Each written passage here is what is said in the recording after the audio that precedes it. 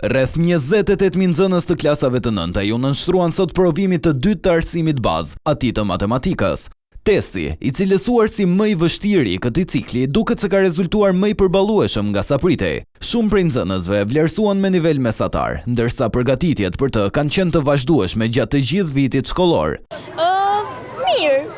Jo shumë përgatitur, por ishte i lehtë. Niveli ishte mesatar, kishte ushtrime të gjitha niveleve, por në përgjithësi ishte nivel mesatar, nuk mund të them që ishte i vështirë. Në disa ushtrime kam hasur gjëra shumë të vogla, por në përgjithësi ja dola. Kishte disa gjëra që mund të ishin të vështira për nivelin e lartë, por shumica ishin për mesatar, për nivelin mesatar. Jo, provimi ishte shumë i lehtë, më i lehtë se ç'e kishte menduar.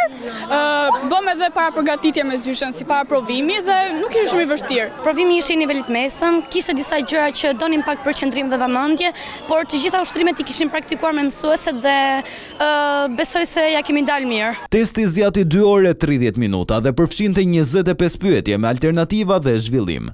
Megjithse me masa sigurie të shtuara, teza qarkulloi pak minuta pas fillimit të provimit në rrjetet sociale. Pas matematikës, nxënësit do të përballen me provimin e gjuhës së huaj, në anglisht, frëngjisht, italisht apo gjermanisht.